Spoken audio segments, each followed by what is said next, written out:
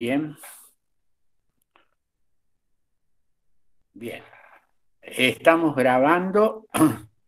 José Luis, si puedes activar tu micrófono y Muy puedes... buenos días, doctor. Buenos días, José Luis. ¿Cómo ¿Cómo está? estamos? Bueno, muy buenos Muy días a bien, todos. Y bueno, muy bien. muchas gracias por estarme escuchando este día de lluvia y tan frío. Espero poder ser claro. Bueno, en la materia de Derecho Político, a cargo del profesor Ricardo del Barco. Bueno, como ya les dijo el doctor, mi nombre es José Romero Victorica. Aquí tienen mi correo electrónico por si llega a haber alguna duda adicional. Lo mismo, durante el desarrollo de esta exposición va a haber dos momentos para realizar preguntas, así lo ordenamos. Luego de desarrollar formas de estado, hacemos algunas preguntas y con la ayuda del doctor del Barco tratamos de responderlas. Y al final, luego de tratar formas de gobierno, hacemos también preguntas al respecto y preguntas sobre toda la exposición. Y bueno, cualquier duda que quede pendiente, como les dije, aquí tienen mi mail. Bueno, vamos a encarar la bolilla 5, el punto uno y el punto 2. Bueno, para recordar algunos conceptos que ustedes ya tuvieron en el parcial y que el doctor del Barco desarrolló, cuando hablamos de Estado, estamos hablando de aquel fenómeno que Maquiavelo empezó a llamar lo Stato por cierta estabilidad que había encontrado y que había apreciado Maquiavelo en las ciudades-estado de lo que ahora es Italia. Esta estabilidad quizás contrastaba con lo que había sido históricamente la Edad Media, en la cual el régimen feudal era más dinámico en cuanto a su devenir.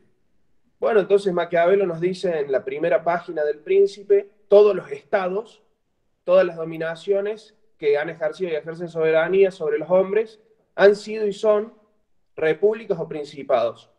Bueno, aquí Maquiavelo introduce este concepto tan importante y tan común para nosotros que lo podemos, en un análisis de la ciencia política y del derecho político, llevarlo a otros periodos históricos, pero tenemos que saber que nació con Maquiavelo. Aquí cuando Maquiavelo habla de repúblicas o principados, debemos aclarar que hoy en día estamos hablando de formas de gobierno, no de formas de Estado, y ya lo vamos a ver ahora en la exposición. Bueno, ya sabemos que el Estado, aquí tenemos una definición, ustedes ya la conocen, está formado por la población, el territorio y el poder. En cambio, cuando hablamos de gobierno, aquí tenemos una imagen de un barco porque nos estamos refiriendo a lo que en griego, la etimología proviene del griego, que viene de pilotear un barco. Podemos hacer una analogía de que el barco sería el Estado y el capitán del barco, el piloto, quien lo dirige, es el gobierno. Entonces decimos que el gobierno es un conjunto de órganos e instituciones que controlan y administran el poder del Estado. Para que no se preocupen, estoy yendo rápido porque estos son conceptos que ustedes los van a tener en el PowerPoint que yo se los voy a compartir y cualquier duda hacemos las preguntas pertinentes. Bueno, entonces estamos hablando, cuando hablamos de gobierno, estamos hablando de la autoridad que dirige, controla y administra el aparato estatal. Podemos hablar de gobierno en un significado amplio, es un concepto que se puede extrapolar a cualquier grupo humano, como por ejemplo el gobierno de una sociedad anónima, pero cuando hablamos de un significado limitado nos referimos exclusivamente al Estado. Cuando hablamos de acepción, la acepción europea se refiere exclusivamente al poder ejecutivo, pero en una acepción americana tenemos que ampliar este concepto, dado que podemos ver expresiones de la forma de gobierno en el poder ejecutivo, en el poder legislativo y en el poder judicial. El autor en el cual se basa esta bibliografía, la bibliografía de este PowerPoint, se refiere a un significado limitado y a la acepción americana. Bueno, entonces hasta aquí lo que tenemos que decir es que el Estado tiene tres elementos y que cuando hablamos de gobierno nos estamos refiriendo a solo una parte del Estado. precisamente a una parte que la podemos ubicar dentro del elemento poder. Bueno, aquí cuando uno analiza el artículo primero de nuestra Constitución, que dice que la nación adopta para su forma de gobierno la forma representativa, republicana y federal, tenemos que hacer una aclaración. Aquí la Constitución, y ya para iniciarnos en el tema principal de esta exposición, se refiere a dos formas de gobierno, que son la forma representativa y la forma republicana, y a una forma de Estado, que es la forma federal. Porque cuando hablamos de forma de gobierno, dijimos que los conceptos de gobierno y de Estado son diferentes, que el gobierno es tan solo una parte del Estado, se encuentra en un elemento del Estado que es el poder y que es la dirección, la administración del Estado. Entonces, cuando hablamos de forma de gobierno y de forma de Estado, también tenemos que hacer una distinción en cuanto a los conceptos. Primero vamos a hablar de forma de Estado, que vamos a estar hablando de una división o distribución territorial de la competencia. Es decir, de una centralización o descentralización del poder y del Estado en cuanto a una base territorial. Y aquí sí como podemos ver, nos estamos refiriendo a los tres elementos del Estado. En cambio, cuando hablamos de forma de gobierno, nos estamos refiriendo a una división o distribución material de competencias. Es decir, los modos para establecer quiénes gobiernan y, en su caso, cómo debieran hacerlo. Tiene un carácter prescriptivo esta definición, dado que se establecen instituciones, normas, que luego van a determinar las instituciones órgano que van a ejercer el poder del Estado y sus competencias. Entonces, no hay que confundir forma de gobierno y forma de Estado. Bueno, aquí también para recordar algunos conceptos que ustedes ya conocen de la materia Derecho Público Provincial principalmente, tenemos que hablar de descentralización del poder. ¿Qué significa? Cuando hablamos de una descentralización política, estamos hablando de una descentralización y distribución del poder legislativo, es decir, de la facultad de cada ente o de cada estado en un régimen federal de darse sus propias normas. En cambio, cuando hablamos de descentralización administrativa, estamos hablando de funciones derivadas, es decir, aquellas funciones que se ejercen una vez que ya se ha ejercido el poder legislativo y que ya existen normas. Porque recordemos que a la administración la rige el principio de legalidad por el cual para actuar debe existir previamente normas. Entonces, podemos hablar de descentralización política en un sentido lato, en el cual nos referimos a que puede haber descentralización política sin división territorial, como puede ser el caso de la división de poderes en una república unitaria, por ejemplo. Es decir, no hay una división territorial del poder, sino que un ente central es el que ejerce todo el poder a lo largo del territorio, pero el poder está distribuido en poderes. O sea, hay tres poderes según el principio republicano de gobierno. Bueno, en cambio, en sentido estricto nos vamos a estar refiriendo a la distribución territorial. Aquí sí hablamos ya del Estado federal. Cuando hablamos de descentralización administrativa, también puede tener asiento territorial, en el caso, por ejemplo, de un departamento en un estado unitario, por ejemplo, imaginemos un Montevideo en Uruguay, tiene descentralización administrativa, pero bueno, la facultad de darse su propia constitución no la tiene. En cambio, cuando hablamos de sin asiento territorial, nos referimos, por ejemplo, a las distintas funciones que pueden cumplir los distintos entes, ya sean centralizados o descentralizados del Estado, en cuanto a los servicios públicos, por ejemplo. Bueno, estos conceptos también los conocen, pero los recordamos porque no viene mal. La autonomía, que viene de la facultad que tiene cada ente de darse sus propias normas, autónomos, propia ley, y es una manifestación de la descentralización política. Bueno, y la autarquía es más limitado el alcance porque estamos hablando de satisfacción económica y financiera que se da por tener recursos propios y disponer de ellos. Aquí estaríamos hablando de descentralización administrativa. Bueno, para recordar, siempre viene bien para ilustrar lo que han sido estos fallos, también leading case en materia de derecho municipal, como puede ser Ferrocarril del Sur, por el cual se decía que las municipalidades eran autárquicas, meras delegaciones de los poderes provinciales. Después, Rivademar, ahí se empezó ya a vislumbrar la posibilidad de hablar de las municipalidades como autónomas. Y bueno, por último, Municipalidad de Rosario, donde se deja bien en claro de la autonomía municipal. Ahora nosotros nos vamos a referir principalmente a la autonomía provincial, pero bueno, en estos casos se puede ver cómo ha sido el paso en las municipalidades de una autonomía negada, entendiéndose que había una autarquía nomás, a una autonomía que si bien sabemos que es restringida porque está limitada a lo que la Constitución provincial y nacional establece.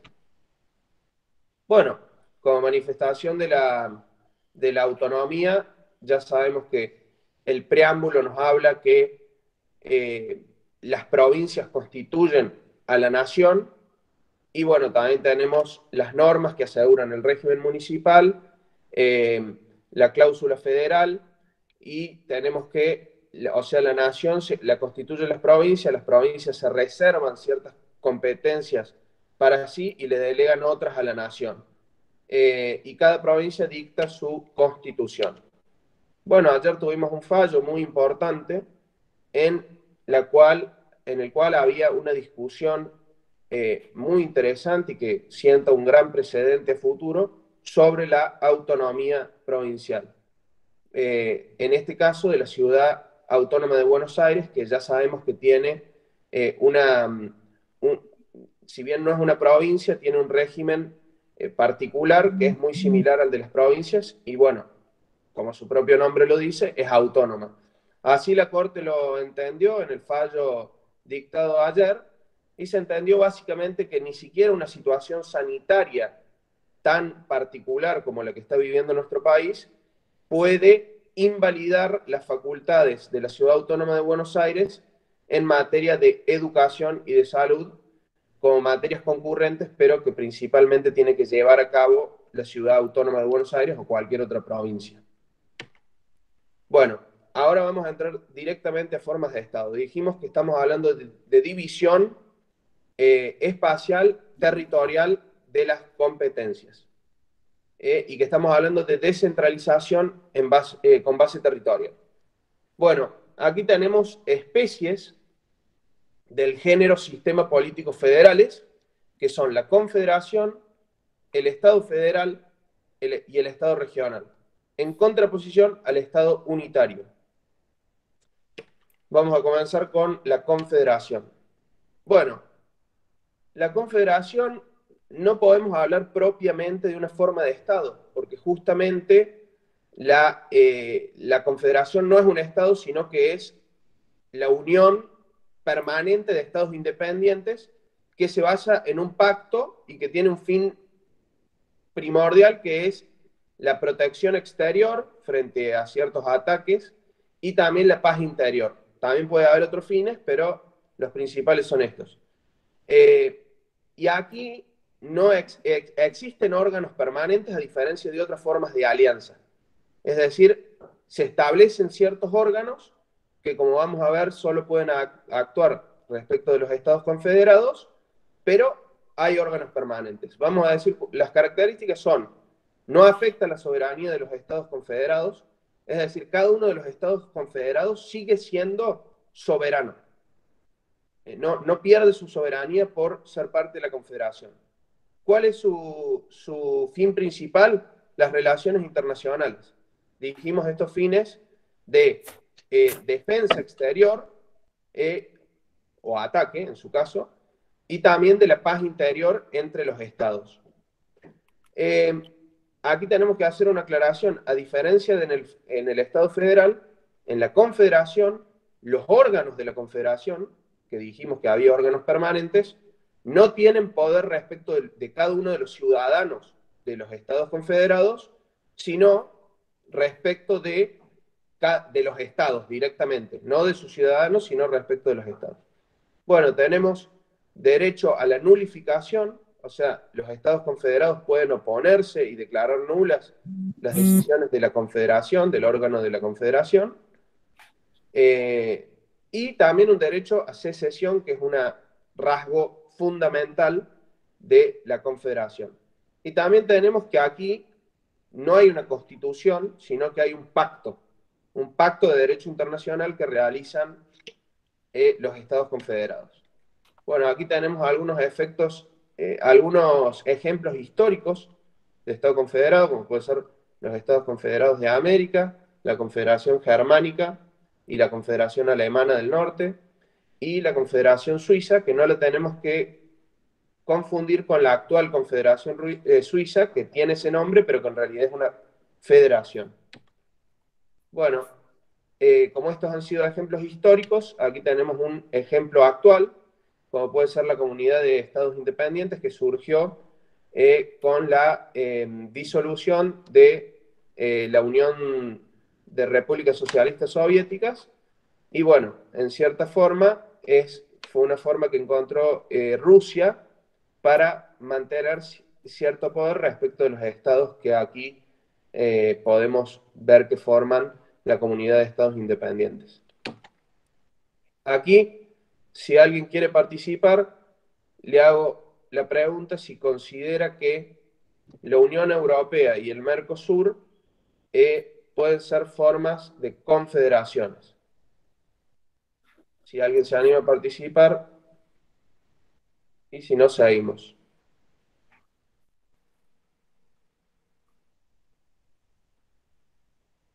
Bueno, la Unión Europea, algún sector de la ciencia política considera que es una forma de confederación, un sector importante considera que es una forma de confederación, y tiene órganos, cada uno de los estados es independiente, pero forma parte de la Unión Europea, tiene fines de derecho internacional que en cierta forma exceden la defensa exterior, y entonces debiéramos hablar como que lo que se conoce como el Brexit ha sido un caso claro de secesión, si consideramos que la Unión Europea es una confederación. El Mercosur claramente no tiene el estatus de confederación,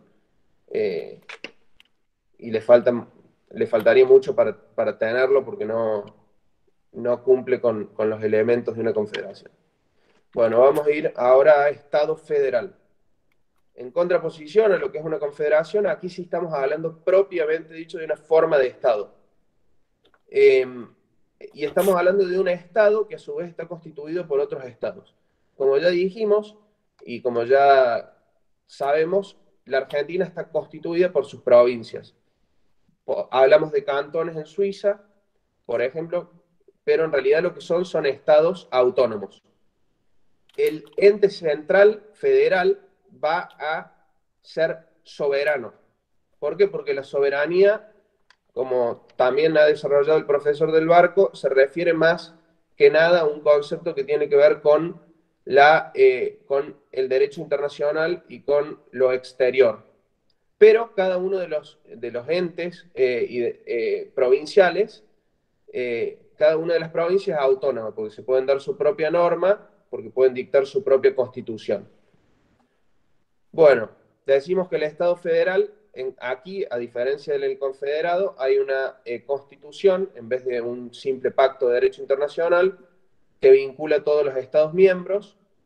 Después, que el fin es omnicomprensivo, es decir, que no es solo la política exterior, sino que es más que eso. Los órganos centrales revisten un carácter corporativo, y los Estados miembros, aquí muy importante, carecen del derecho a la nulificación y a la secesión. Bueno, la primera constitución federal fue la de Estados Unidos. Tenemos que destacar la obra The Federalist Papers, que puede ser la máxima obra en cuanto a federalismo de la historia, donde se sientan básicamente las bases del federalismo. Y bueno, en Argentina la influencia fundamental de Alberdi, que plantea un federalismo unitario, porque debemos entender que el federalismo es una concepción que varía, se puede ir desde una forma más federal, como puede ser la que hay en Estados Unidos, donde, por ejemplo, una manifestación puede ser que cada uno de los estados tiene derecho a dictar sus códigos de fondo, y después en Argentina, que existe un federalismo bastante disminuido, golpeado, y en el mismo planteo constitucional tiene menores potestades los órganos provinciales, y en la práctica directamente podemos hablar de un avasallamiento por parte del Estado Nacional respecto de las provincias. Bueno, aquí tenemos básicamente un resumen de las dos formas que vamos viendo hasta ahora. Recordemos que la Confederación no es una forma de Estado, pero bueno, es necesario analizarlo. Pacto de Derecho Internacional en la Confederación, Constitución en la Federación. Los estados miembros son soberanos en la Confederación, en la Federación son autónomos. La finalidad es la protección externa y en la Federación la protección múltiple. No la protección, sino los fines son múltiples. Tenemos que hablar de que en la Confederación hay órganos permanentes, pero que no constituyen un Estado. En cambio, en la Federación hay órganos comunes que sí constituyen el Estado federal. Bueno, el poder en la Confederación se extiende sobre los miembros, en cambio en la Federación se extiende sobre los Estados miembros y sobre los ciudadanos. Y bueno, lo que ya dijimos sobre la presencia o no de los derechos de nulificación y secesión. Bueno, aquí tenemos un recuerdo de un fallo leading case de la Suprema Corte de los Estados Unidos en Texas versus White, donde básicamente se sentó este concepto fundamental de que el federalismo es la unión indestructible de estados a su vez indestructibles, donde se le prohíbe al estado de Texas hacer uso del derecho a la secesión. Actualmente existen 24 países que adoptan la forma federal, pero característicamente son países con gran extensión territorial, como Rusia, y bueno, también con gran población, como India. Bueno, aquí tenemos ciertos principios fundamentales que debemos recordar sobre el federalismo. Principio de subsidiariedad, estamos hablando de un concepto que surge de la doctrina social de la Iglesia, por el cual los individuos tienen que tener la mayor cantidad de libertad para desarrollar las funciones que les son propias. Es decir, si un municipio puede satisfacer una necesidad de, por ejemplo, barrido y limpieza, no tiene que el Estado provincial ejercer la misma facultad. Si la provincia puede desarrollar el fin de la educación y de la salud, no tiene que el Estado federal invadir las competencias para que cada uno de los entes y cada uno de los estados pueda desarrollar adecuadamente las competencias que le son propias. Esto también debe predicarse respecto del individuo. Si el individuo puede realizar una actividad por sí mismo, el Estado no tiene que suplir su actividad, porque ahí le estaría anulando la libertad. Bueno, una solidaridad federal, estamos hablando de que las provincias tienen que tener una participación activa en los asuntos de interés común. Bueno, el desastre que es la coparticipación en Argentina es un claro atentado contra la solidaridad federal. Y bueno, como dice la cláusula de progreso, la nueva cláusula de progreso en nuestra Constitución, nación tiene que tener también un desarrollo equitativo y armónico del país. Y después, un concepto fundamental de concertación federal, que tenemos que entender a los procesos federales. El proceso federal deriva básicamente de la naturaleza del hombre. Cuando decimos que el hombre es un son politicón, un animal político, decimos que el hombre tiene una tendencia a socializar y que no puede vivir aislado de la sociedad. Entonces, el hombre forma familia, las familias forman ciertos grupos de entre familias, los grupos forman municipios, los municipios forman a la provincia y las provincias forman a los estados.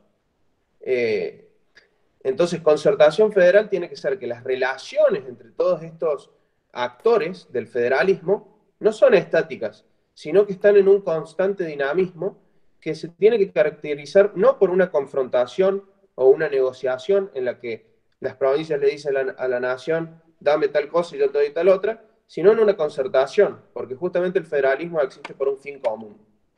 Bueno, aquí vamos a una forma, también una forma de Estado, que es el Estado regional, como Ambrosini lo apreciaba, es que en ciertos estados unitarios que atraviesan un proceso hacia el federalismo, existe el estado regional que no tiene la fuerza que tiene una provincia, pero que está haciendo su paso hacia el federalismo, es decir, está teniendo alguna descentralización el estado unitario.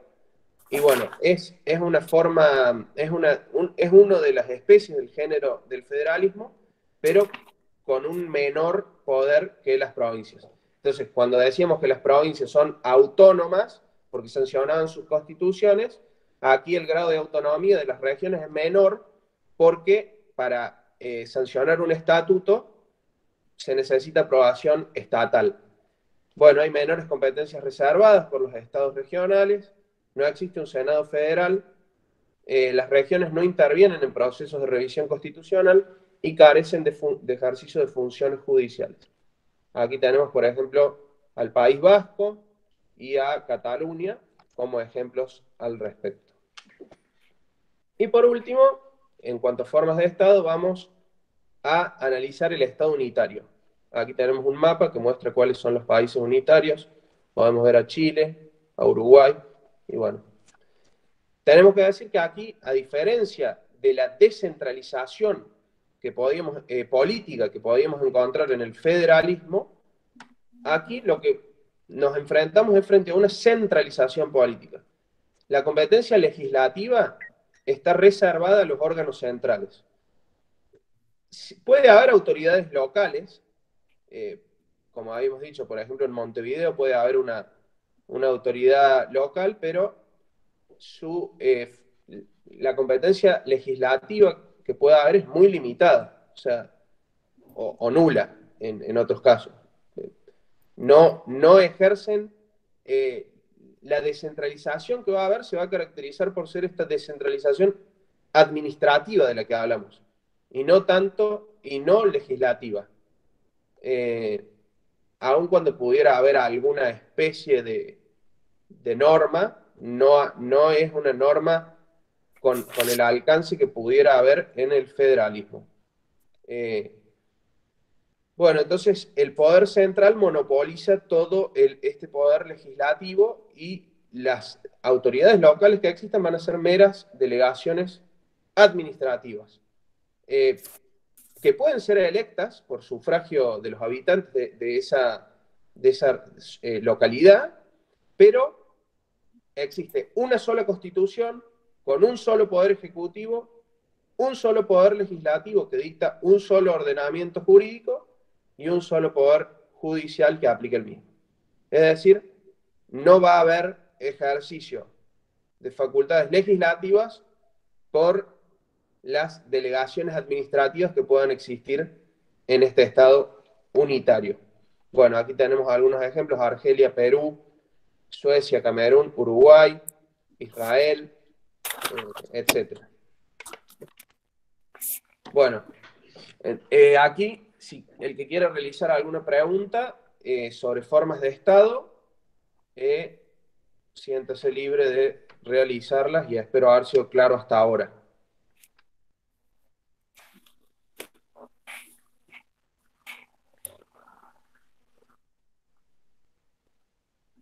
Bueno, no hay preguntas. Espero que no sea por falta de interés, sino por claridad. Bueno, entonces hablamos de formas de Estado, de especies especies de federalismo en contraposición al Estado unitario, donde la competencia legislativa está reservada a los órganos centrales. Y ahora vamos a hablar de formas de gobierno. Dijimos que eran conceptos diferentes, y cuando hablamos de forma de gobierno estamos hablando de modos de establecer quién o quiénes deben ocupar los cargos de gobierno y en su caso cómo deben hacerlo. Es decir, el sistema para adoptar decisiones que comprometan a la sociedad en su totalidad. Aquí estamos hablando de un carácter prescriptivo. ¿Por qué? Porque estamos hablando de instituciones normativas que establecen órganos con distintas competencias.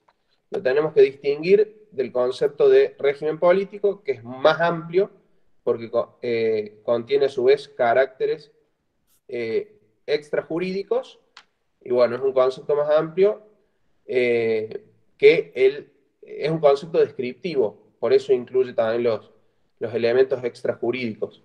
En cambio, cuando hablamos de formas de gobierno, estamos hablando de un carácter prescriptivo y de ciertas normas, órganos y sus competencias. ¿Perdón? Bueno, vamos a hablar entonces de distinta composición, especialización y jerarquía que hay entre los órganos.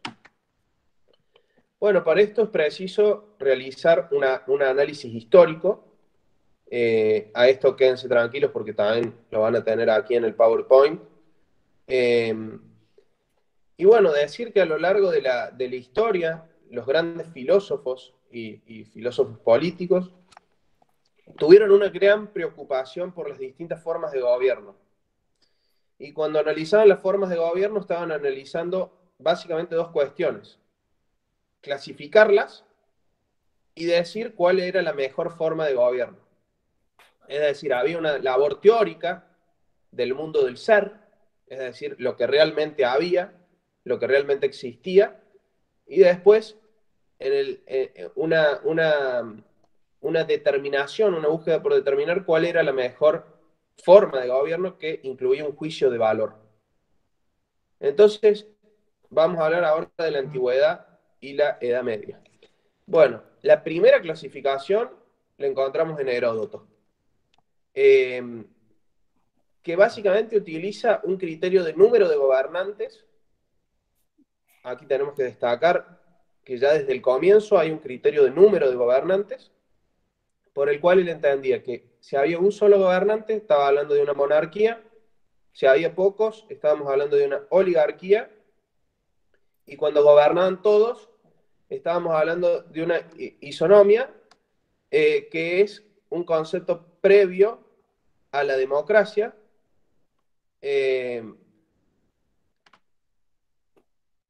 que justamente este concepto existe antes de que se desarrolle la democracia ateniense, y era el concepto propio de la época, isonomía.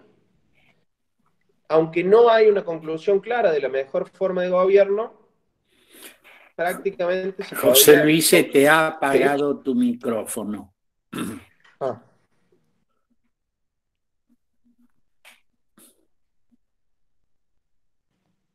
¿Ahí se escucha? Yo lo escucho perfecto. Ah. Sí, yo también. Doctor, ¿usted no me escucha?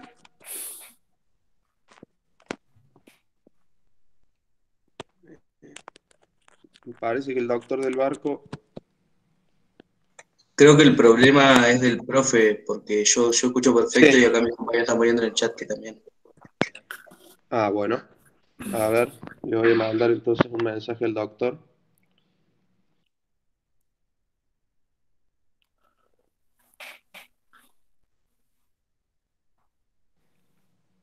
¿Estoy siendo claro hasta ahora? Cualquier crítica es bien José Luis, recibida. tu micrófono aparece silenciado. Corregilo. Sí, clarísimo. Se lo escucha igual. Si ustedes le pueden decir al doctor que... No sé si el doctor los escucha a ustedes. Quizás tiene el volumen bajo. O quizás no tiene buena conexión de internet. También puede ser eso, que no pueda estar escuchando bien. Sí. debe ser eso. Me voy a desconectar un segundito para hablarlo al doctor. Ok. Dale.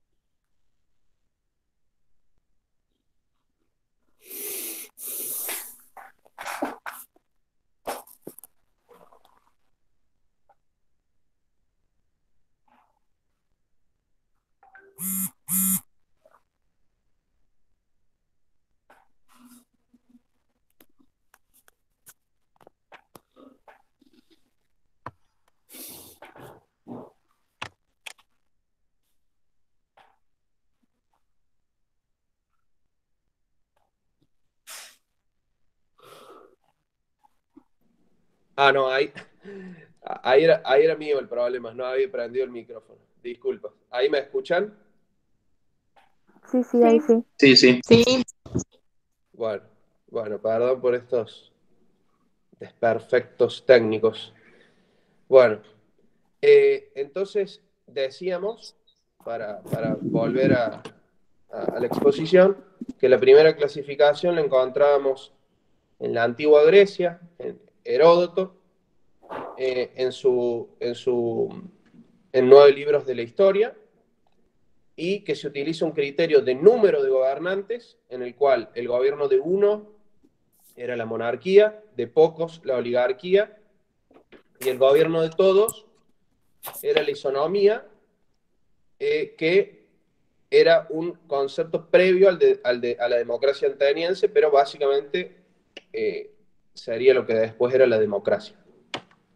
Bueno, ahora vamos a ir a Platón. Acá hay que distinguir dos análisis de forma de gobierno. El primero en la República y otro en político. Ahí, no, para que no se confundan, aquí les puse abajo que hay que distinguir a la República de político porque son distintos los análisis. Aquí también, al lado de los conceptos, les agregué un concepto que no es de Platón, pero bueno, está bueno para entender las distintas formas de gobierno. Bueno, Platón hablaba en la República de formas justas y de formas injustas o imperfectas. En cuanto a formas justas, él designaba a la monarquía y a la aristocracia. En cuanto a formas injustas, la timocracia, que era un gobierno de los que tenían cierto capital, la oligarquía, la democracia y la tiranía. Entonces, justas, monarquía, aristocracia. Injustas, timocracia, oligarquía, democracia y tiranía. En cambio, en la república es otro el análisis. Y va a haber una clasificación en sentido absoluto y en sentido relativo. Y va a ser según las leyes o en contra de las leyes. Cuando hablamos de en un sentido absoluto y la mejor forma de gobierno, va a ser la politeia recta y justa. En cambio, en cuanto a las formas defectuosas, aquí vamos a poder hacer dos análisis. Si es según, entonces tenemos un criterio aritmético, que es según la cantidad de gobernantes, pero se le agrega otro contenido más del tinte ético, que es si es según las leyes o en contra de las leyes. El gobierno de uno, según las leyes, monarquía. Si es en contra de las leyes, tiranía. Gobierno de pocos, si es según las leyes, aristocracia. Si es en contra de las leyes, oligarquía. Gobierno de muchos, según las leyes, la democracia, y aquí le agrega menos defectuosa, y si es en contra de las leyes, la democracia más defectuosa. Aquí podemos apreciar cómo algo que para nosotros es muy valioso, como es la democracia, en la antigüedad prácticamente carecía de ese valor. Bueno, ¿por qué? Hay que aquí un breve análisis sobre lo que Platón describe en la República. Cuando hablamos de la politeia recta y justa, estamos hablando de que para Platón era aquella en donde se realiza la justicia. Pero miren qué distinta también la concepción de justicia.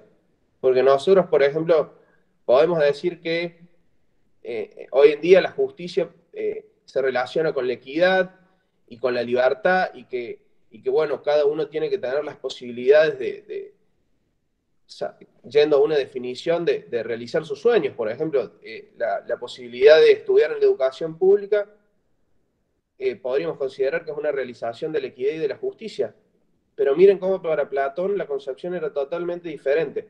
Para Platón, para que haya justicia, cada uno tenía que hacer lo suyo de acuerdo a su propia virtud. Los gobernantes tenían que ser prudentes, los guerreros fuertes y los productores tenían que manifestar su templanza. Y decía que el zapatero sea solo zapatero y no timonel, que el labrador sea solo labrador y no juez, y el guerrero sea guerrero y no comerciante y guerrero a la vez. Para esto se acudía al mito de los metales, por el cual cada uno de los ciudadanos del Estado eran hermanos, pero los dioses habían moldeado a cada uno de los ciudadanos con distintas mezclas. Entonces, por ejemplo, quienes eran gobernantes habían sido moldeados en base al oro. Quienes habían sido auxiliares en base a la plata.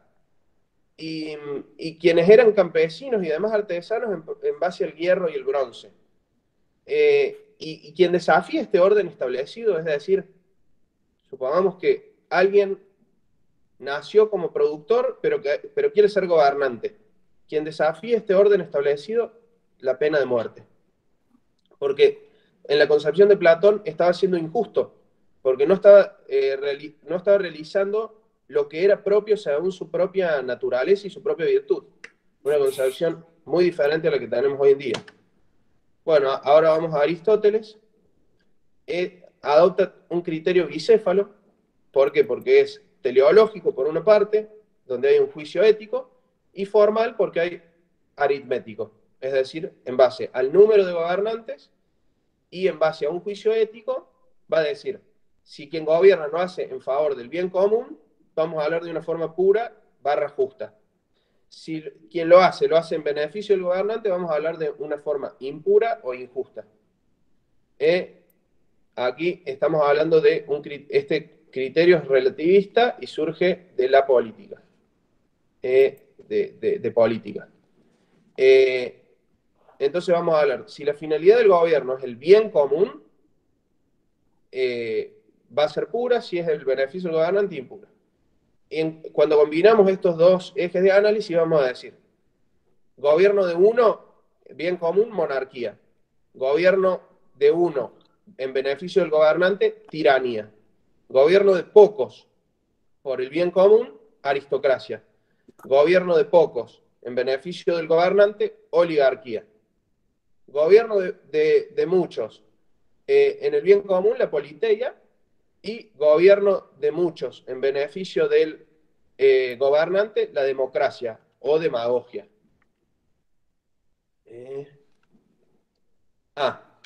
Y en cuanto a la mejor forma de gobierno, bueno, aquí por qué esta crítica hacia la oligarquía y la democracia.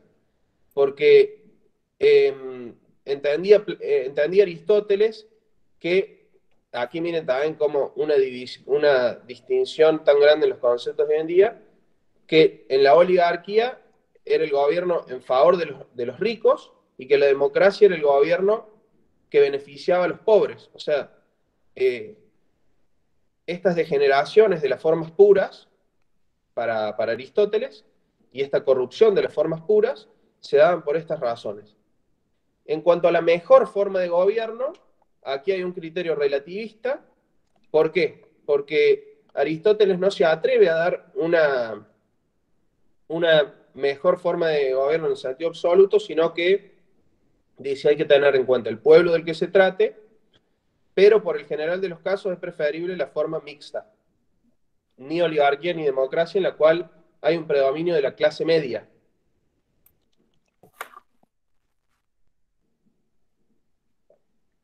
Bueno, ahora va a haber, estos autores hasta ahora desarrollados son los más importantes, pero también hay que desarrollar a otros. Pero quédense tranquilos si ahora voy un poco más rápido, porque a esto lo van a tener también aquí en el PowerPoint. Bueno, Polibio nació en Grecia, pero fue llevado rehén a Roma, y en base a lo que toma como punto de partida lo que acabamos de analizar sobre Aristóteles. Pero, como estaba en Roma, analiza a la forma de gobierno romana en ese entonces, que era la república. Y considera que la república es la mejor forma de gobierno. ¿Por qué? Porque se combinan principios del reino, de la aristocracia y de la democracia. Es decir, de las mejores formas de gobierno, de las formas puras, en los distintos números de gobernantes, se soluciona el problema a la inestabilidad que había en Grecia. ¿Por qué? Porque los cónsules iban a representar a la monarquía, el senado a la aristocracia y los comicios a la democracia. Bueno, en Roma y como acabo de decir, no fueron tan grandes los aportes en este entonces, pero los desarrollamos y vamos a hablar de Santo Tomás, que bueno, ha tenido aportes extraordinarios en otros aspectos, y también nos da un análisis de forma de Estado y de mejor forma de Estado, quien fuera el más santo de los sabios y el más sabio de los santos. Bueno, en cuanto a la monarquía, él decía que el principio o fin de la monarquía era la virtud y la utilidad. En cuanto a la aristocracia, la virtud y la justicia distributiva. En cuanto a la oligarquía, su principio era la riqueza. En cuanto a la democracia, la libertad. En cuanto a la tiranía, el egoísmo y la violencia. Bueno, él decía que la mejor forma de gobierno, de acuerdo a la razón, era la monarquía, pero que en la realidad había que preferirse que cada ciudad tenga la forma de gobierno que sea adecuada, prefiriéndose las mixtas, y nunca iban a poder ser una buena forma de gobierno, porque eran malas por naturaleza, ni la oligarquía ni la tiranía. Bueno, vamos a Maquiavelo. Como ya dijimos, Maquiavelo en El Príncipe dice que hay dos formas de gobierno, las repúblicas y los principados. Principados que podían ser hereditarios, nuevos o mixtos.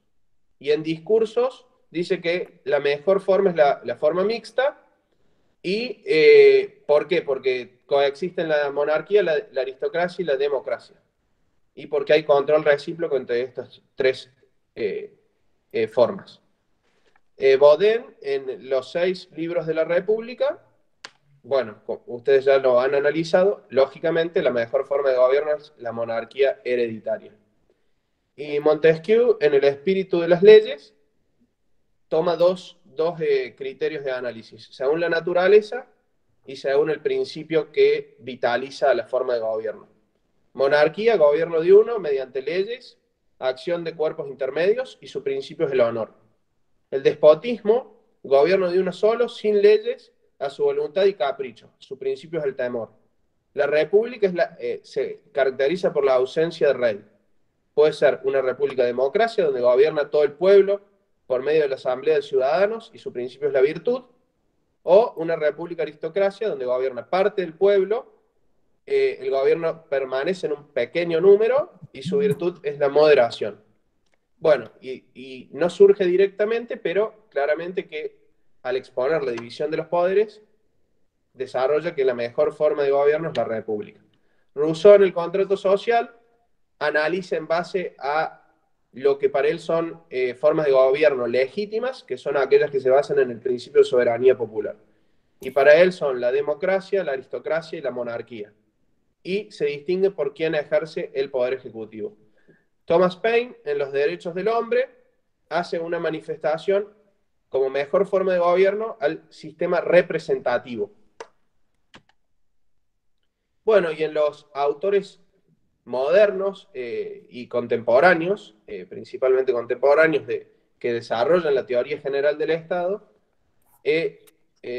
Jelinek habla de que solo hay dos formas de Estado que surgen de la distinta modo en que se ha formado el Estado, la voluntad del Estado, y ahí se forman dos formas de gobierno. Si surge de un proceso psicológico natural, monarquía, y si surge de un proceso jurídico artificial, república. Podemos apreciar cómo llega a la misma conclusión de que solo existen dos formas de gobierno, la monarquía y la república, a la que había llegado Maquiavelo, quizás por intuición, o quizás por haber sido el máximo analista político de la historia, filósofo político de la historia, que había llegado siglos atrás Maquiavelo. Bueno, Kelsen clasifica en cuanto a la relación que tiene el súbdito para crear la norma. La democracia, el orden jurídico es creado por los mismos que a ella están sometidos. En cambio, la autocracia, el orden jurídico está creado por un señor único y contrapuesto a los súbditos, que excluye la participación de los súbditos en la creación del orden. Y concluye que en la realidad siempre se presenta una mixtura de democracia y de autocracia. Heller clasifica según la manera en que se distribuye el poder del Estado en democracia, soberanía al pueblo, y autocracia, soberanía al dominado, parecido a lo de Kelsen.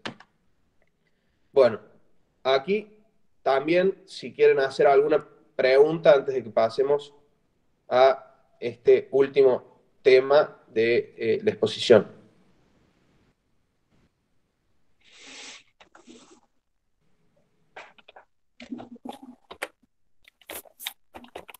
Bueno, seguimos entonces. Al final sí o sí tiene que haber alguna pregunta, porque si no, algún error cometí yo. Bueno, vamos a hablar de presidencialismo, parlamentarismo y semipresidencialismo. Bueno, el presidencialismo, ya tenemos más nociones de qué representa, pero estamos hablando de una forma de gobierno en la cual el orden jurídico establece una división entre poderes, y hay una característica principal que dentro del poder ejecutivo el presidente es jefe de Estado y también jefe de gobierno. Representa formalmente al país en las relaciones exteriores, como función típica de la jefatura de Estado, pero también es el órgano en el que se concentra el poder ejecutivo. Sabemos que el poder ejecutivo es unipersonal. Es decir, existe un monismo o monocefalismo en la función ejecutiva en cabeza del presidente. Hablamos de que hay una división rígida de poderes, con checks and balances, es decir, que cada uno de los poderes es independiente, pero se controlan uno a otro. Y aquí, esto es muy importante, el presidente es elegido por sufragio universal directo. Aquí hago una salvedad porque hay sistemas presidencialistas, como Estados Unidos, por ejemplo, en donde el sufragio universal es indirecto porque hay un colegio electoral. Pero aquí estamos hablando de sufragio universal directo de la ciudadanía. Esto no se ve invalidado a los efectos del presidencialismo por la existencia de un colegio electoral, sino en contraposición al parlamentarismo, donde se elige de manera indirecta por medio del Parlamento. Bueno, por regla sabemos que el presidente carece de funciones legislativas y judiciales. Digo por regla porque sabemos que en la práctica los decretos de necesidad y urgencia, tan típicos en Argentina, han desnaturalizado esta función ejecutiva y no legislativa que en realidad debe competir al presidente. Bueno, aquí no se preocupen porque haya bastante texto aquí, yo simplemente se los agregué a estos textos porque son bastante clarificadores y para que ustedes los puedan utilizar, sumado a la otra bibliografía de la cátedra. Bueno, lo que dijimos, que hay un poder ejecutivo unipersonal en contraposición a un poder legislativo, que cada uno tiene autonomía y autorregulación, y, muy importante, que el ejecutivo es monocefálico, porque en una sola figura está el presidente, tiene la función ejecutiva y la función de gobierno, como jefe de Estado y jefe de gobierno. Bueno, seguimos. Bueno, aquí los caracteres, un poco más de lo que les he dicho hasta ahora. Y vamos a ir al parlamentarismo ahora, que es para nosotros una forma de gobierno más, un sistema de gobierno ajeno. Bueno, aquí, a diferencia en el presidencialismo, donde dijimos que el jefe de Estado era a su vez jefe de gobierno, tenemos que decir que hay dos características fundamentales. La distinción entre un jefe de Estado y un jefe de gobierno son dos personas diferentes y que a su vez el jefe de Estado, el jefe de gobierno, es elegido por el Parlamento. Es decir, los ciudadanos votan a los representantes del Parlamento y el Parlamento, dentro de los pares que han sido elegidos por los ciudadanos para el Parlamento, forma un gabinete la persona que está a cargo del gabinete es el primer ministro. ¿Cuál es el poder ejecutivo? Que en este caso va a estar la rama ejecutiva a cargo del gabinete de ministros con la preponderancia del primer ministro.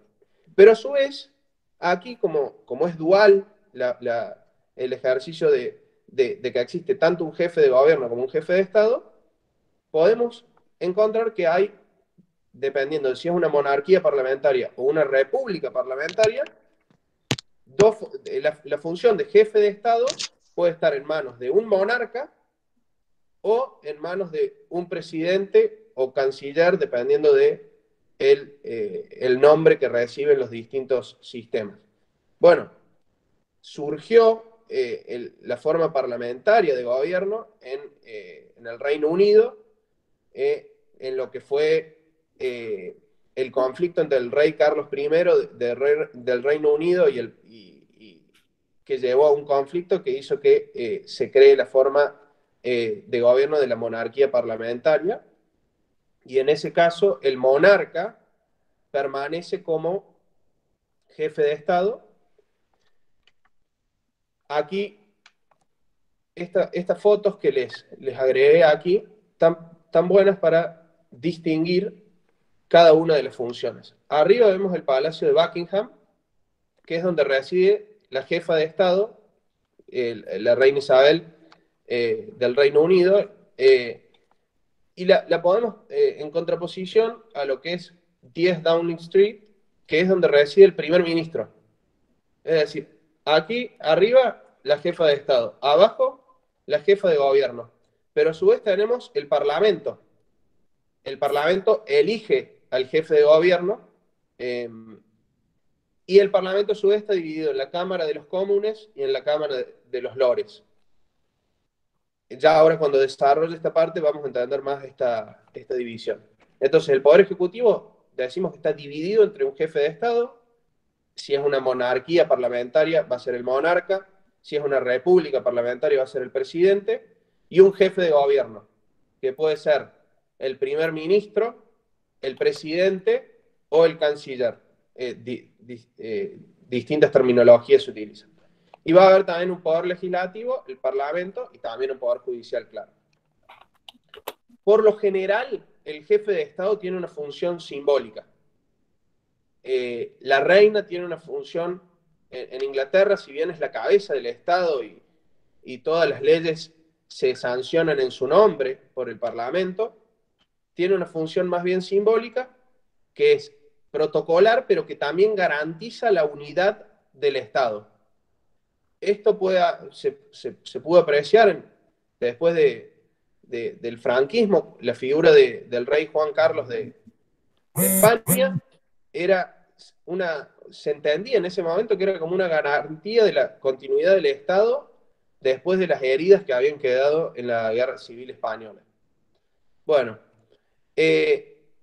¿cómo es la dinámica aquí? Dijimos que los ciudadanos eligen a los miembros del Parlamento y que los miembros del Parlamento eligen a los... Ahí, cuando se hacen las elecciones, la facción que resulta mayoritaria tienen que formar un consenso para formar gobierno, es decir, formar un gabinete, y el jefe de Estado le solicita al Parlamento que forme un gobierno. ¿Cuál es la dinámica aquí? ¿Qué es lo que pasa? Nosotros en el presidencialismo votamos una vez cada 4 años, y si no nos gusta el gobierno actual, tenemos que esperar 4 años para votar nuevamente. Aquí en el parlamentarismo es diferente. Si en la votación cambian las mayorías o cambia el consenso que había en el Parlamento respecto del gobierno y se llega a la conclusión de que el gobierno no es apto para el cargo o que el Parlamento no está de acuerdo con el gobierno, puede solicitar una moción de censura. Una moción de censura es una nueva votación por parte del Parlamento en la cual el Parlamento va a votar si está de acuerdo o no con que el gabinete y el primer ministro continúen en funciones. Como contrapartida de esta facultad que tiene el Parlamento, el primer ministro puede, en realidad, la función pertenece al jefe de Estado, pero como el jefe de Estado tiene una función protocolar, no se puede oponer a esto, el primer ministro le puede solicitar al jefe de Estado que disuelva el Parlamento. Esto es muy atípico porque estaremos viendo que se está suspendiendo por cierto tiempo la voluntad popular. Pero es una facultad que tiene. Bueno, aquí podemos ver casos, por ejemplo, en España, Pedro Sánchez es el actual presidente, pero el cargo es digamos que cumple la función de primer ministro, de jefe de gobierno, y Felipe, bueno, ahí está mal es Felipe VI, es el jefe de Estado. En cambio, en Israel, por ejemplo, aquí estaríamos hablando de un parlamentarismo, pero una monarquía parlamentaria. En cambio, en Israel, por ejemplo, estamos hablando de una república parlamentaria donde Rivlin ejerce como jefe de Estado y Netanyahu ejerce como jefe de gobierno. Aquí hay una particularidad muy, muy grande que es una característica también de las formas parlamentarias de gobierno. Por ejemplo, en Israel, desde hace prácticamente un año, que no se puede formar gobierno, porque el Parlamento no se pone de acuerdo en quién tiene que ser el primer ministro. Entonces por ahora continúa Netanyahu como primer ministro, y bueno, hasta que se pueda armar otro gobierno, porque si no, se correría el riesgo de que no haya gobierno. Que también a veces pasa en los sistemas parlamentarios, donde no se puede designar gobierno por un tiempo, entonces la burocracia estatal tiene que seguir funcionando a pesar de que no haya gobierno. Bueno, aquí Rivlin decimos que es el presidente, es el jefe de Estado, Netanyahu el jefe de gobierno. Y aquí Pedro Sánchez, el jefe de gobierno, y el rey Felipe, el jefe de Estado. Bueno, aquí tenemos las características. Esto Y aquí Sáenz, el gran constitucionalista argentino, distingue algunas ventajas y desventajas. El presidencialismo hay coherencia y rapidez para la adopción de decisiones y una conducción clara, porque estamos hablando de que un presidente ya fue electo por el electorado y entonces tiene una capacidad de conducir y de tomar las decisiones sin necesidad de buscar tanto apoyo en el Congreso. ¿Cuáles son las desventajas del presidencialismo? Que así como rápidamente puede tomarse decisiones, rápidamente también se puede perder el consenso, fracasar un presidente y se va a tener que esperar lo mismo a las próximas elecciones. Como es el caso de Piñera, por ejemplo, en Chile, que él tuvo bajísimos niveles de popularidad, si no me equivoco, por debajo del 20% el año pasado, y bueno, sigue siendo presidente. Puede dar lugar también a la demagogia presidencial, a que haya una renuencia a la alternancia porque hay que esperar 4 años o más para formar un nuevo presidente, para elegir un nuevo presidente, y puede haber bloqueos y muchas tensiones recíprocas entre el Ejecutivo y el Legislativo. El parlamentarismo se garantiza por una flexibilidad del sistema, por esto de buscar consensos constantes, por una alternancia política y por ser el poder más moderado, porque todo el tiempo tienen que estar buscando consenso con el Parlamento. ¿Y cuáles son las desventajas? Que pueden ser muy transitorios los gabinetes, porque, como ya dije, puede haber mociones de censura que hagan caer un gabinete, que puede haber cierto desconcierto sobre las políticas estatales, porque imagínense que al año ya podría, o menos, podría haber una moción de censura que haga que cambie el gabinete, o puede haber un desconcierto o una cierta inoperancia que surja de esta situación de que todo el tiempo el primer ministro tenga que estar buscando consenso en el Parlamento. Bueno, y ahora, por último, antes de hacer unas conclusiones finales, vamos a ir a analizar el sistema semipresidencial. ¿Cuál es la diferencia con el parlamentarismo? Que en el parlamentarismo dijimos que la figura del jefe de Estado puede ser lograda ya sea hereditariamente, como en el caso de una monarquía, y esto creo que no lo había dicho, pero es buen momento para decirlo, que por lo general el jefe de Estado se garantiza también en los casos de que no es un régimen monárquico, es decir, en la república parlamentaria, el jefe de Estado accede también al cargo por votación del Parlamento. Es decir, si no es hereditaria, tanto jefe de gobierno como jefe de Estado son electos indirectamente por el Parlamento. En cambio, aquí en el sistema semipresidencial, el Poder Ejecutivo está y el Poder Legislativo están unidos, pero a su vez separados. ¿Por qué? Porque el presidente es autónomo, pero tiene que compartir también su poder con el primer ministro. El primer ministro procede del Parlamento y tiene que estar buscando este apoyo continuo. Pero el presidente de la República surge del voto popular. Entonces, dijimos que en el parlamentarismo había. En el presidencialismo dijimos que directamente la ciudadanía elige al presidente que es, hay un monismo, entonces el presidente es jefe de Estado, jefe de gobierno. En el parlamentarismo dijimos que se distingue entre el jefe de Estado, que puede ser una figura monárquica hereditaria, o puede ser una figura en una república electa popularmente,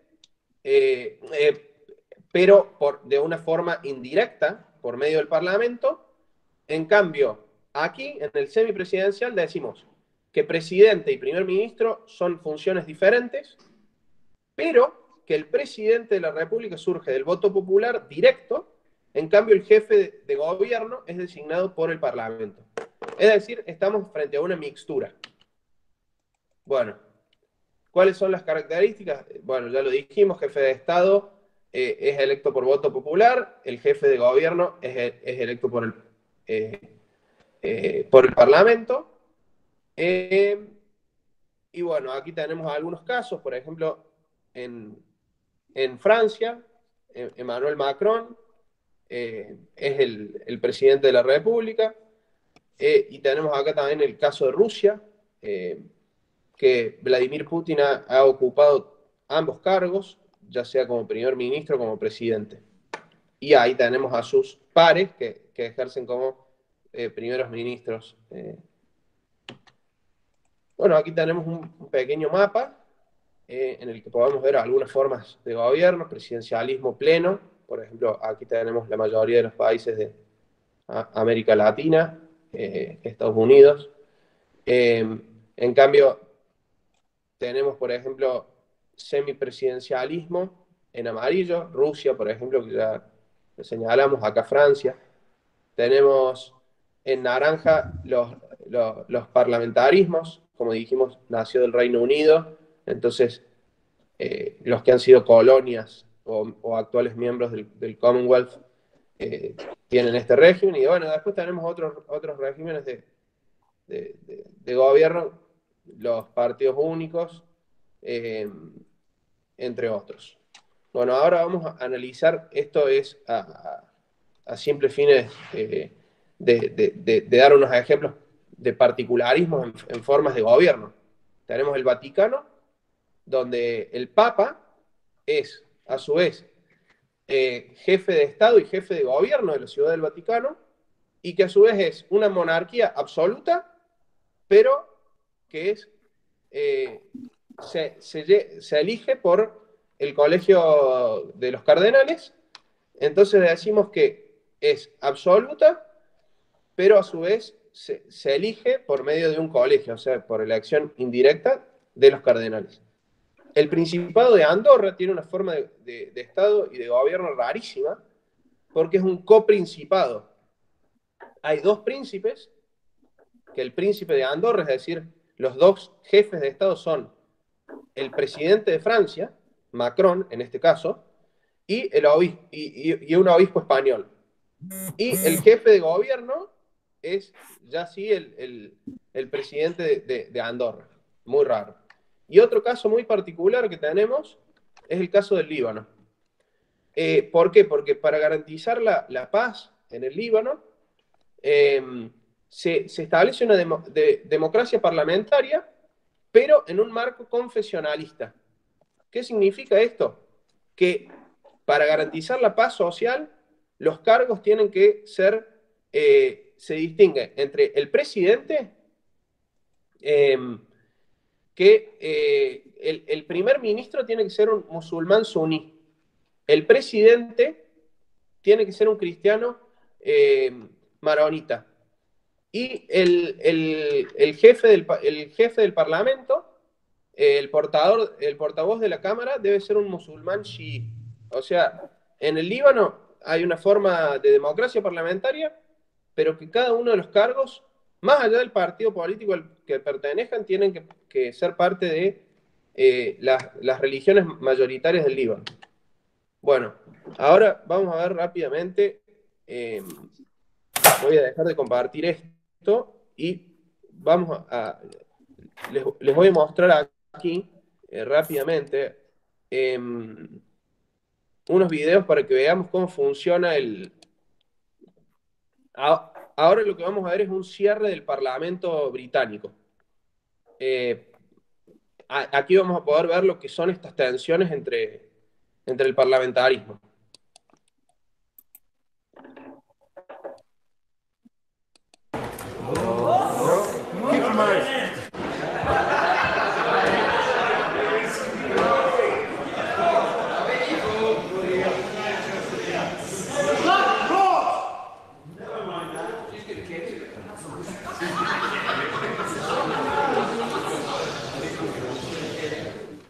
Mr. Speaker, the Lords, who are authorised by Her Majesty's Commission to declare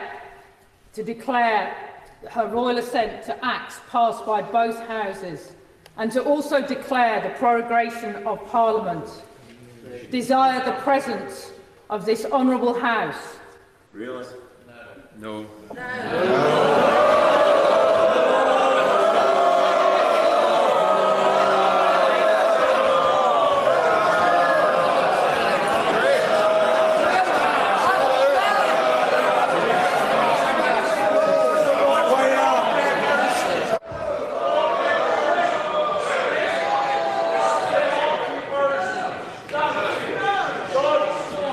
Order that I will play my part. This is not, however, a... By virtue of Her Majesty's commission, which has been now read, we do, in Her Majesty's name and in obedience to Her Majesty's commands.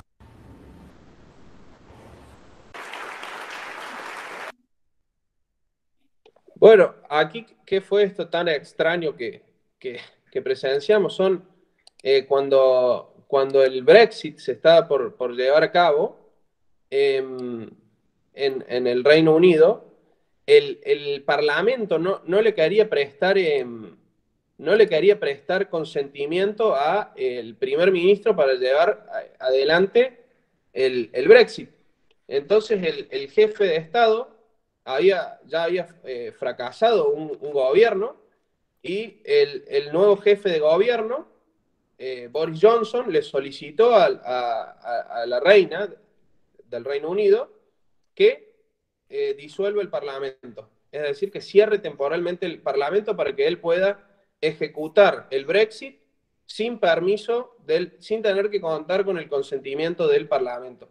Ahí lo que veíamos era, primero, la señora que entró con esa vestimenta tan particular pertenecía a la Cámara de los Lores, que está directamente relacionada con el poder de la monarca, y entraba al Parlamento a solicitar la disolución del mismo.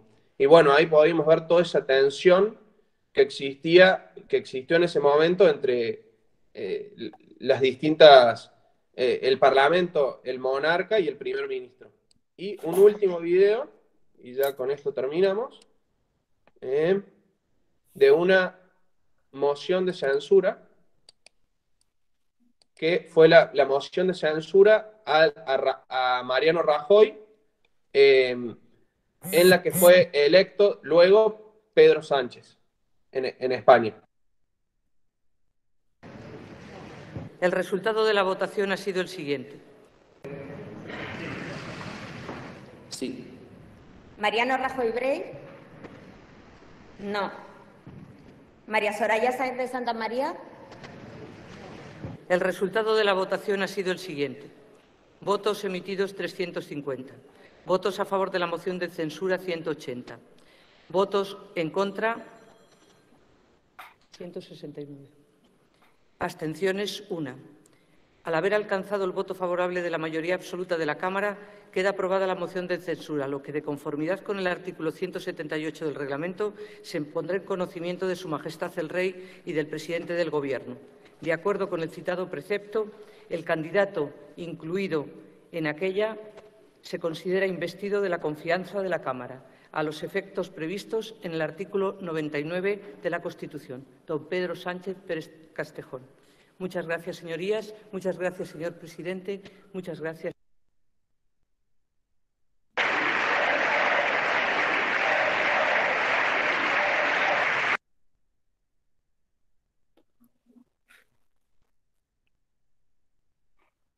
Bueno, aquí lo que vimos fue justamente que había un gobierno del Partido Popular, cuya cabeza era Mariano Rajoy, perdió el apoyo popular, perdió los consensos en el Parlamento y en la Cámara, y a raíz de esta pérdida del consenso sufrió una moción de censura en la que el órgano legislativo le retira el apoyo, y como le retiran el apoyo, eligen nuevamente a Sánchez del PSOE, el partido contrario.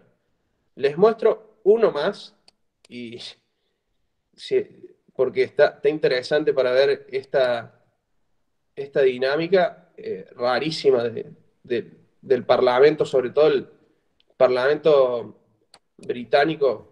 Es muy, muy extravagante en cómo se manejan. Order! Order! Order! The Prime Minister! Order! Order! Order! Everybody!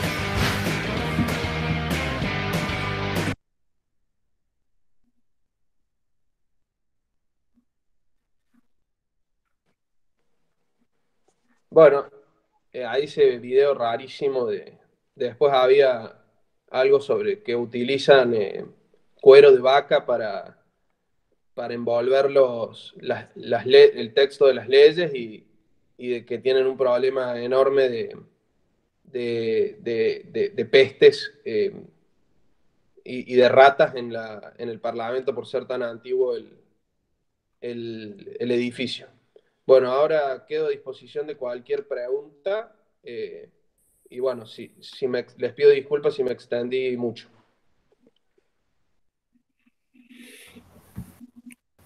Yo tengo una duda que capaz es media sonsa. Cuando habló del parlamentarismo de Grecia, ¿puede ser?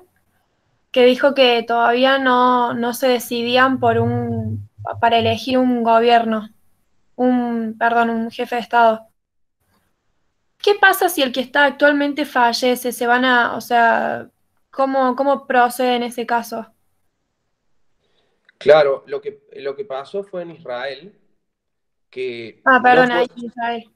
Sí, en Israel que no podían formar consenso. Creo que la misma situación se vivió en Italia, pero en Israel lo que está pasando hoy en día, que ha habido, que yo me acuerde, mínimo 3 votaciones, los 2 candidatos terminan prácticamente con el mismo apoyo popular, incluso Netanyahu ha perdido en apoyo popular, pero por las cuestiones del Parlamento, no se puede armar gobierno, o sea, no logran los consensos necesarios para formar gobierno. En el caso de muerte, en el caso de muerte, yo me imagino que asume algún miembro del gabinete, pero no sé, doctor Del Barco, si usted se acuerda de otra solución. Bueno, en primer lugar, lo felicito a José por su exposición, que además los alumnos han ratificado que ha sido muy clara. Creo que el Power ha ayudado y va a ayudar porque queda allí y va a ser subido al grupo de Facebook y al aula virtual. Va a ayudar a que los alumnos con la clase y el material puedan terminar de entender esto. O sea, esto antes que nada,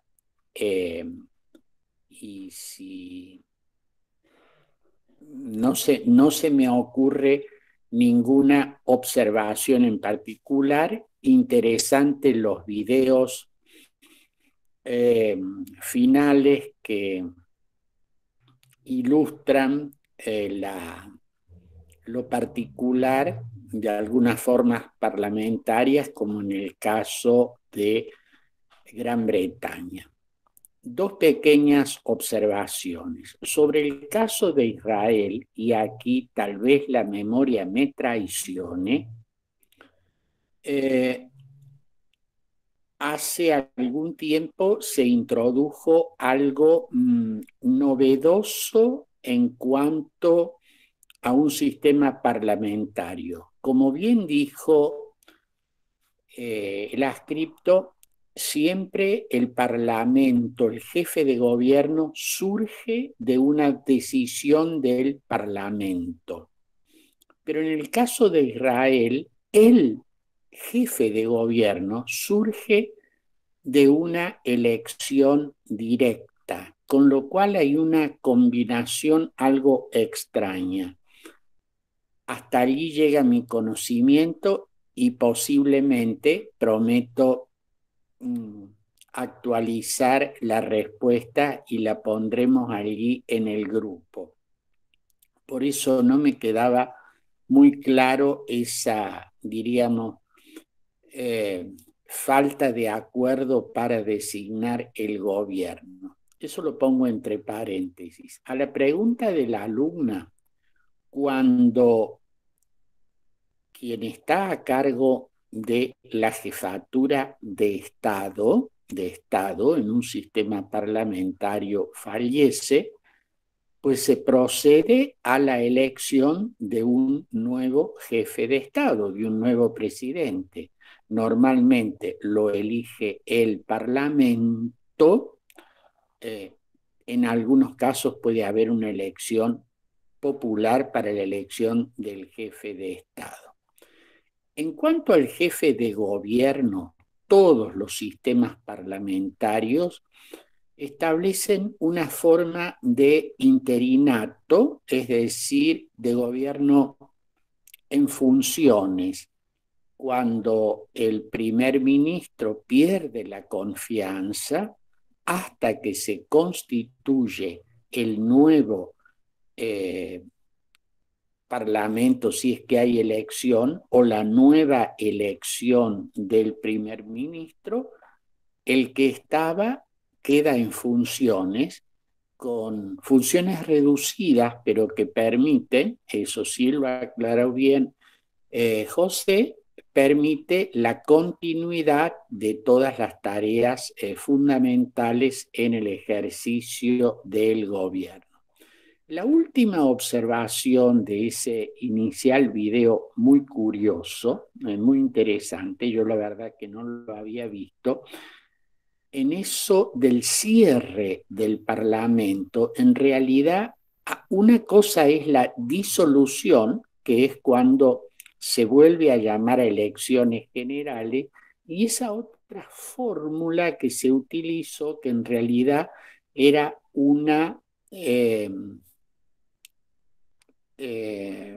prórroga del periodo donde el Parlamento no sesionaba porque estaba en receso. O sea, se prolonga el receso parlamentario para que el primer ministro pueda durante el receso tomar una serie de medidas. En ese momento muy particular que fue, como bien señaló José, el Brexit, o sea, la salida de la Unión Europea por parte de Gran Bretaña.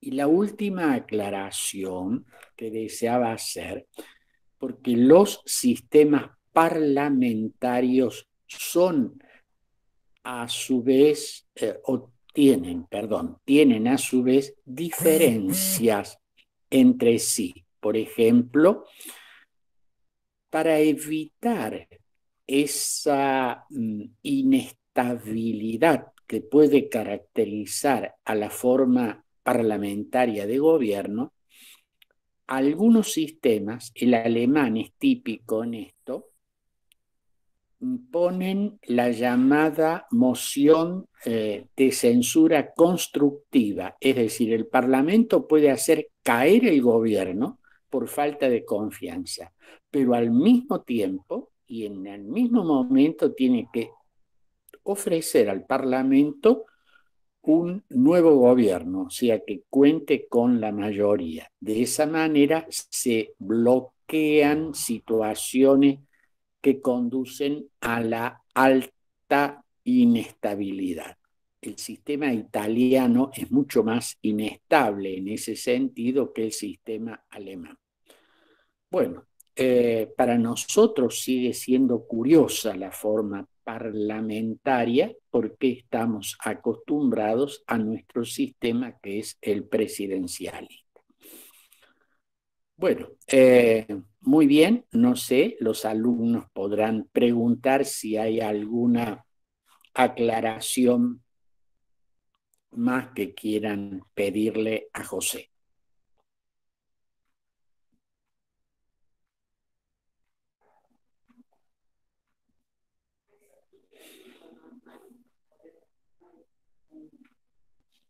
No, profe, la verdad que estuvo todo claro.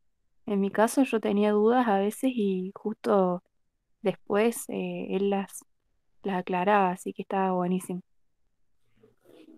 Muy bien, gracias Camila. José, ¿quieres decir algo más?